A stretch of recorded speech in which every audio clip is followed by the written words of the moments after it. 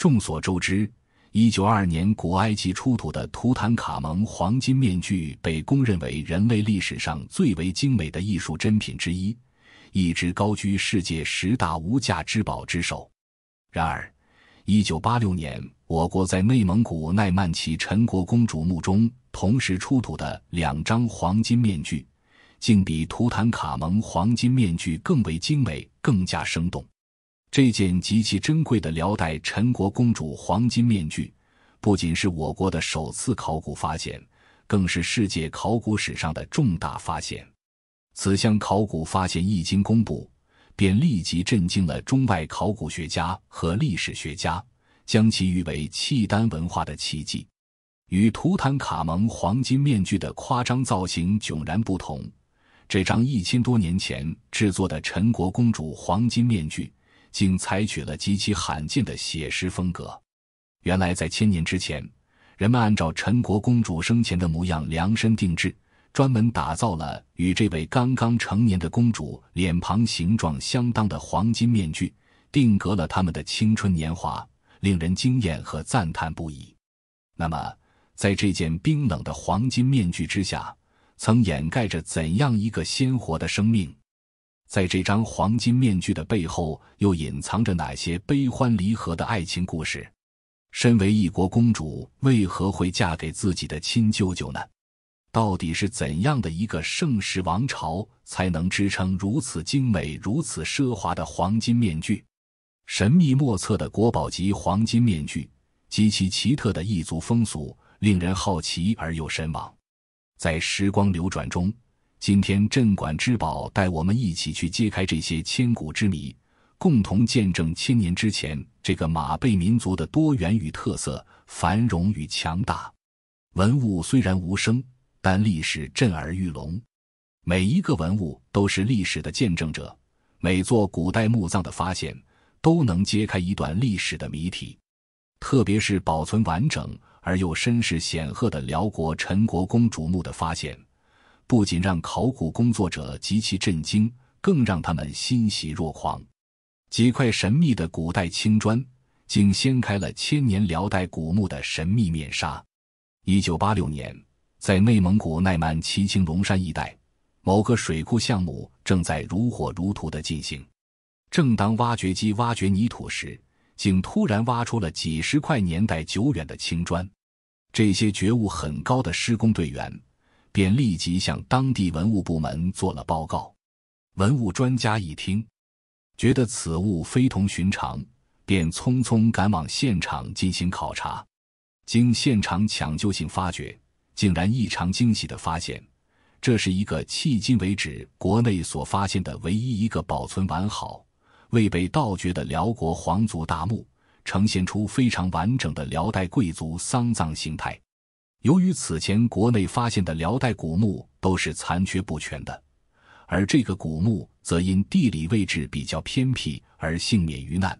真可谓是不幸中的万幸。考古专家在现场勘察发现，这座墓室与汉代墓室的结构十分的相近。这个新发现的墓室也是由墓道、前室等6个部分组成，但仔细看来，这个墓室与汉代的墓室在一些细节方面又有很多的不同。例如，墓室顶部是蒙古包式的穹庐式设计。进入墓室，最先映入眼帘的是五彩斑斓的壁画，壁画色彩鲜艳，保存完好，至今仍可辨别壁画的大概内容。壁画上的武士等人物刻画栩栩如生，连发型都可以辨别出来，显而易见是出自当时名家之手。壁画之中的武士形象，头发已经全部剔除，只在其两鬓和前额部位留有少量毛发。史书上记载，这种发型被称为坤发，是契丹人日常所留的典型发型。由此可以初步断定，这是一个辽代的古墓。墓室里面的陪葬品更是让考古专家们大吃一惊。墓室中到处都是陪葬品，进入墓室就能看见皇室奢华，化妆盒是鎏金龙纹银装盒，钥匙是鎏金鱼纹的，最普通的杯子也都是拿最为上等的玛瑙打造的。墓室中一眼望去，金碧辉煌，流光溢彩，不仅奢侈品的数量众多，质地和工艺也都是最好的。随葬品总计有3000多件，而且以女性用品居多。由此可见，墓主人起码应是一位很受尊崇的契丹贵族女性。来到放置棺材的后室，便会发现这里与众不同的是，后室没有棺材。只见在后室的中间有一个高台，高台上并排放置着2具尸体。走近一看，更是让考古专家们大吃一惊。原来这2具尸体面部都戴着世所稀有的黄金面具，穿着极其罕见的银丝网络葬衣，尸体形态依然保存完好。黄金面具捶打出墓主人生前的脸型轮廓，银丝织就的网络覆盖全身上下，头枕金花银枕，脚穿金花银靴。在这个墓室未被发现之前，迄今为止，以至于世人都认为黄金面具只是非洲等地的独有之物，就像最著名的埃及法老图坦卡蒙黄金面具那样。然而，陈国公主黄金面具的发现，再次给中国考古研究提供了新思路和新证据。这张震惊世界的陈国公主黄金面具究竟有哪些奇特之处和重大价值呢？在陈国公主与驸马合葬墓出土的众多陪葬品中，最惹人注目的就是戴在2个墓主人夫妇脸上那2张十分神秘的黄金面具。这2件国宝级文物一经发现，便成为最引人注目的镇馆之宝。纵观全球考古史，无论是此前发掘出土的埃及法老图坦卡蒙黄金面具、3星黄金面具，还是内蒙古奈曼旗发掘出土的这件陈国公主黄金面具，都以其难以估量的考古价值、各具特色的精美造型，成为石破天惊、载入史册的世界考古大发现。千年之前，作为身份最高贵、最受宠爱的皇室掌上明珠，这位英年早逝的陈国公主死后，亲人们便请来高级锤叠工匠，让他依照公主生前的模样为她量身打造了这张黄金面具。当然，要打造好这张黄金面具，就必须在制作之前先仔细观察所需刻画的人物容貌和神情特点，然后再完全凭借记忆来锤击出一张与定户脸型惟妙惟肖的面具，其难度自然可想而知。陈国公主黄金面具采用纯手工锤叠工艺，眉部、眼部采用局部錾刻，依据公主的脸型用整块铂金片锤击成型，厚度只有 0.5 毫米，面具周边钻有33个小孔，用来连缀全身的银丝网络葬衣显得鬼斧神工，天衣无缝。整个面具呈半浮雕状，以死者生前的模样为范本进行制作。它长 20.5 厘米，宽 17.2 厘米，与一位成年人的脸庞大小相当。左侧的黄金面具是按照公主生前的模样量身定制的，所以从面具便可看出陈国公主是位契丹族大圆脸美女，脸型圆润，双眼圆睁，上颚舒展，双唇微抿，鼻梁狭长，鼻翼略宽，嘴唇微抿，神态端庄。面具采用眉部、眼局部垂赞的手法，来表现陈国公主身上那种青春女性特有的柔美。由于刚到成年便不幸英年早逝，这张青春洋溢的面具上看上去竟还未脱小女孩的稚气，与死者年仅18岁的年龄相吻合。同样，其右侧驸马丈夫的黄金面具也是造型生动，神态各异。依照驸马生前的模样，面具将其精心打造成一位鹅蛋脸美男子，英俊潇洒，气宇轩昂，颧骨微凸，面庞清瘦，下颌尖长，仪表不凡，俨然一副成熟稳重、魅力十足的大叔范儿。发掘这座陈国公主与驸马夫妇合葬墓时，这2张黄金面具出土之前都分别覆盖在陈国公主与驸马面部。在整个陈国公主墓中3000多件器物中，公主和驸马脸上覆盖的黄金面具显得尤为神秘。作为一座古代的夫妻合葬墓，理应是按照男尊女卑、男左女右的丧葬习俗来下葬，而在这座墓室中，女性被放在了左侧，而男性却被放在了右侧。为什么竟会出现这种女尊男卑的反常现象呢？陈国公主到底是一个什么样的人？其背后究竟有多大的背景呢？作为一个年仅18岁即已去世，身份也并不怎么正宗的陈国公主，为什么其墓葬中的陪葬品竟会如此奢华呢？这一系列谜题在后续的考古研究中，专家们找到了答案。经详细清点，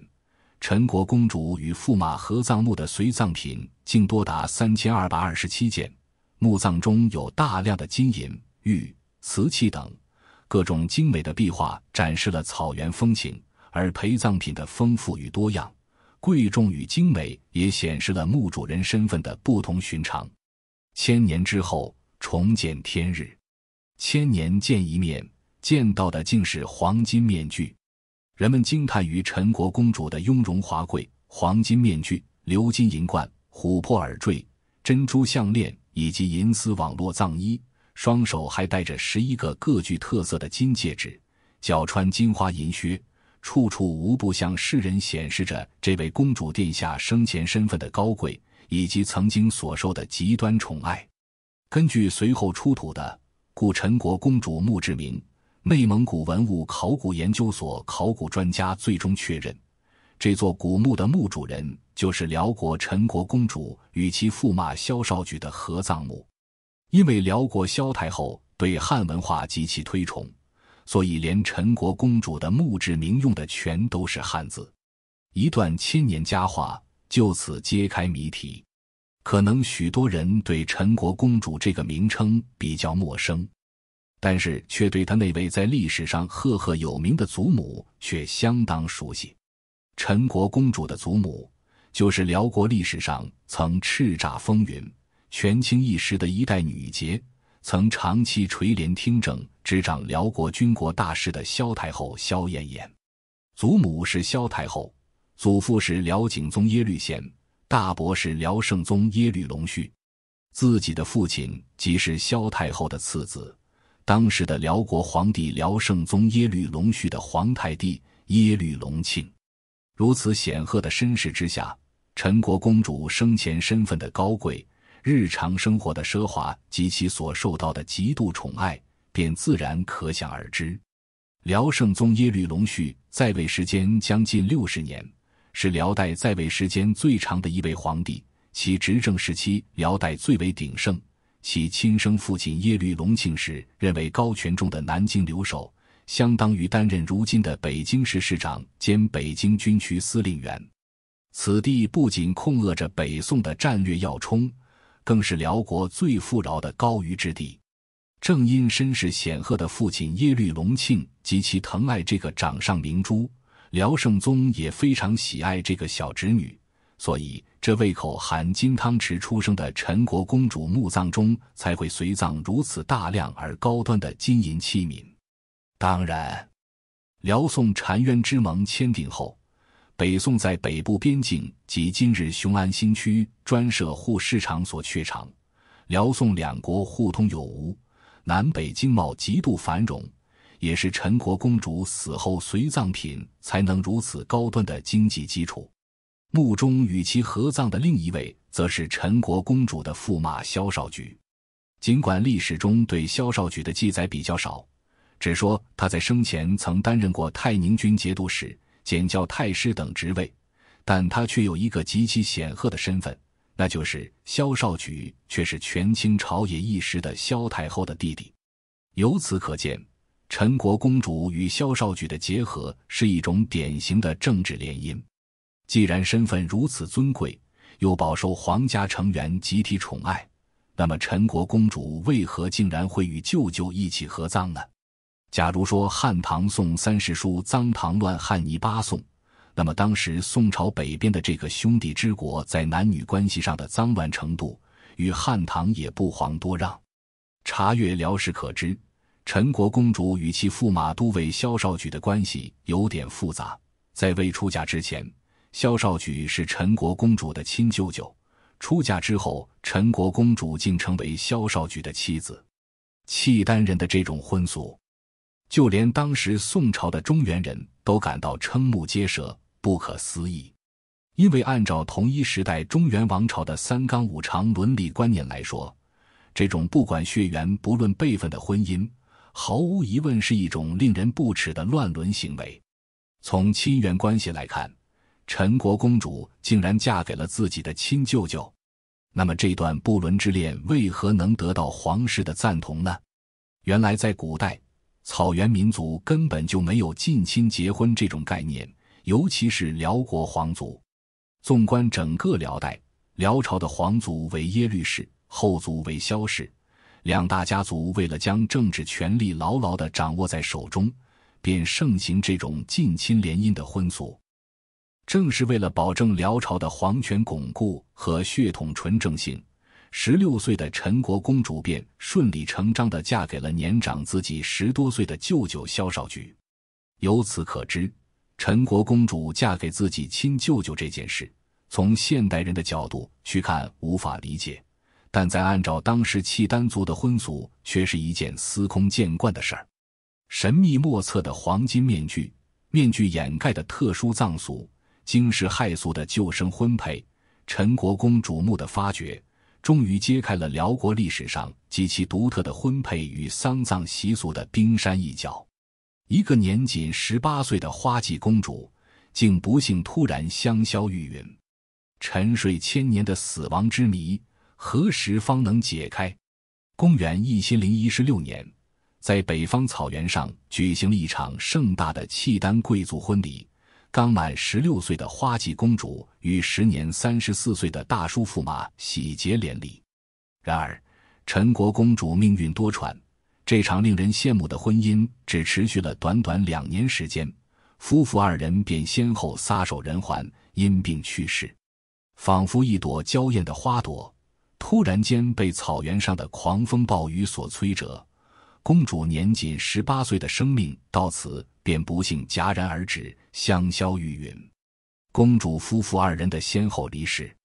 令皇族内外无比悲痛。当时在位的辽圣宗耶律隆绪为表示对这个侄女的疼爱，便下令以最高规格将夫妇2人和睦安葬，并下旨追封这位英年早逝的公主为陈国公主，以彰显大辽皇室对她最后的恩宠。至于正当盛年的公主夫妇为何会突然病逝，究竟因身患合并去世，由于年代久远，史料记载不清，至今都仍是一个难以破解的千古之谜。从陈国公主与萧绍举合葬墓中2人相拥而眠的姿势来看，2人婚后的感情应该是没有什么问题的。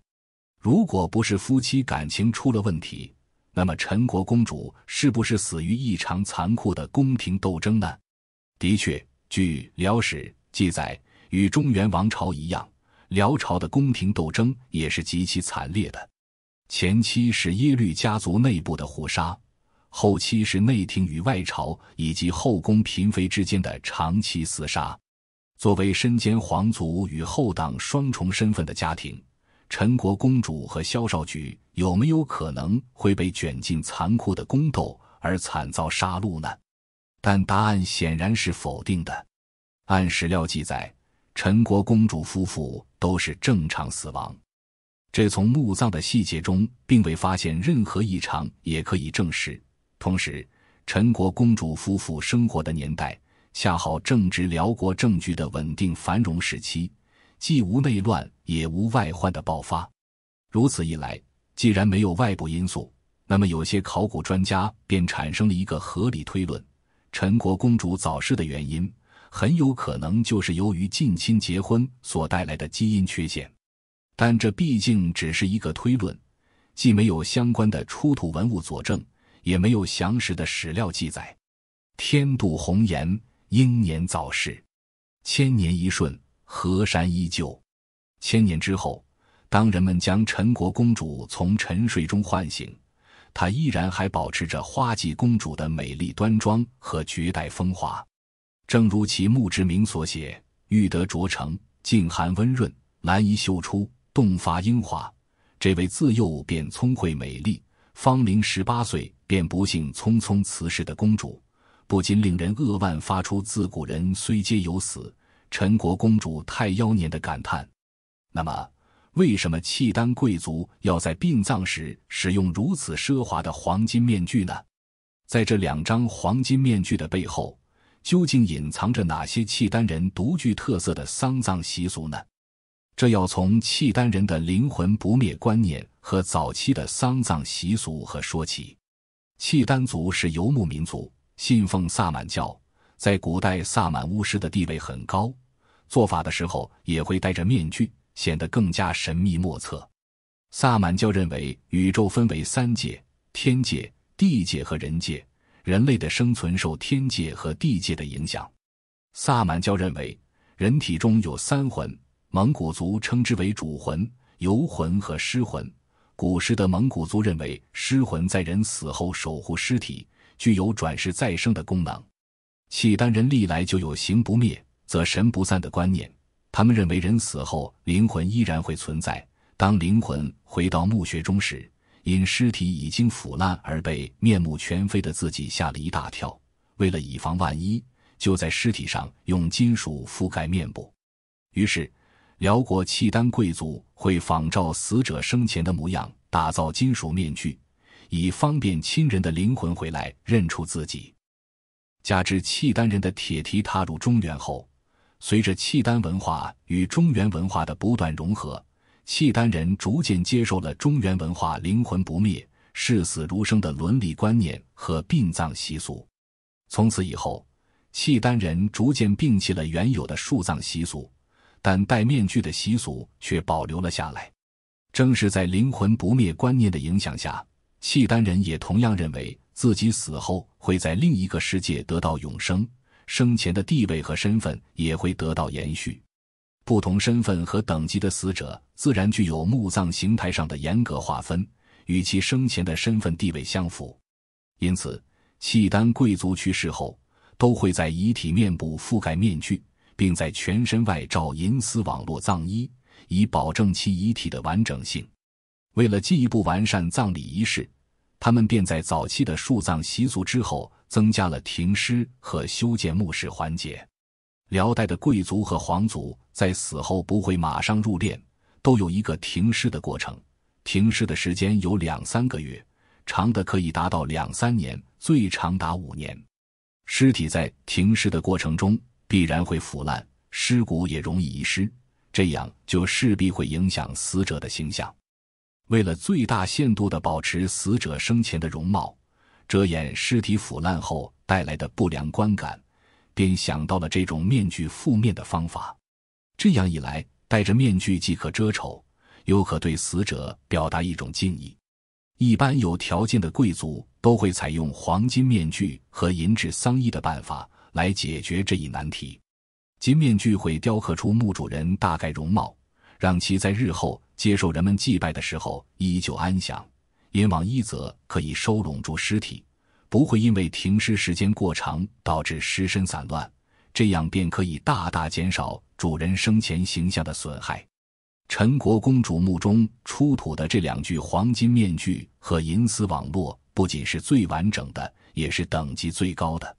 由此可见，在殡葬时采用金属面具和金属网络葬衣，是辽代契丹贵族特有的一种丧葬习俗。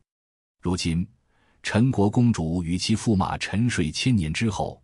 以其最高规格的丧葬仪式，淋漓尽致地向我们展示了契丹人的厚葬习俗。正因如此，我们今天才有机会一起瞻仰契丹公主这场隆重而豪华的陪葬仪式。陈国公主合葬墓的发掘，取得了极其丰硕的考古成果，发现了大量极其珍贵随葬品。经考古专家精确清点，陈国公主与驸马合葬墓共出土随葬品44组，3227件。除了金子、银子、玉石外，还有数不清的珍珠、琥珀、水晶以及绫罗绸缎。整个墓葬中总共使用了1700克黄金、1万多克白银以及大量珍珠、玛瑙和其他宝石。东尔市里放着琳琅满目的各种器皿，有琥珀璎珞、交颈鸳鸯玉佩、玛瑙碗、古玻璃杯、龙纹金花银装帘、高翅鎏金银冠、银壶、红雁形和琥珀佩、镂花金荷包、簪花金针筒、八曲莲弧形金盒等等，让人瞠目结舌，目不暇接。其中竟然还有极其罕见、造型精美的古玻璃器皿，有些杯子的杯盖由黄金制成，杯身还有黄金链子跟杯盖相连。要知道，古玻璃器皿在全世界各大博物馆中一共只有30件左右，而仅仅在这一个陈国公主墓中竟然集中发现7件，弥足珍贵，令人惊喜。公主与驸马均有金花银枕，戴纯金面具，鎏金银冠，身穿银丝网络藏衣，穿金花银靴，束蝶鞋带，配精美的琥珀璎珞饰件等，是迄今为止所见辽代保存最好、规格最高的殡葬服饰。在这批文物中，覆盖在驸马和公主脸上的黄金面具是最引人注目的镇馆之宝，最具契丹风格的是公主和驸马佩戴的一对琥珀璎珞。根据陈国公主墓的陪葬品规格判断，中国有如此规模的墓葬除皇陵外屈指可数。这些文物不仅价值不菲，更是为我们研究辽国历史和文化提供了极其珍贵的实物资料。从这些价值连城的陪葬品便可窥见当时辽国贵族生活的奢华程度和辽国经济的高度繁荣之一般。文物无言，历史有声。陈国公主虽然英年早逝，但历经1000年之后，她的墓志铭和随葬品竟都完好无损地保留了下来，并通过这些极其珍贵、价值连城的考古实物，揭示了许多不为人知的辽国之谜。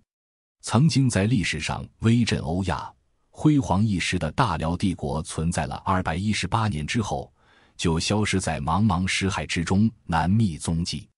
如今陈国公主墓的发掘，终于让契丹这个谜一样的民族开始逐渐露出其庐山真面目，并重新散发出奇异光彩。当然，陈国公主黄金面具背后仍有许多不解之谜，专家学者们目前也正在深入研究之中。观众朋友们，关于陈国公主黄金面具这一千古之谜，例如这位花季公主到底是为什么突然英年早逝的？这位外甥女嫁给亲舅舅后，其婚姻到底是幸福还是不幸？契丹人又是怎样在历史上突然消失的？黄金面具纯手工垂叠制作工艺有没有流传到现在？对于这一连串尚未破解的历史谜题，您都有些什么看法和感想呢？欢迎广大网友们在评论区进行评论，我们将继续与您一起共同探讨。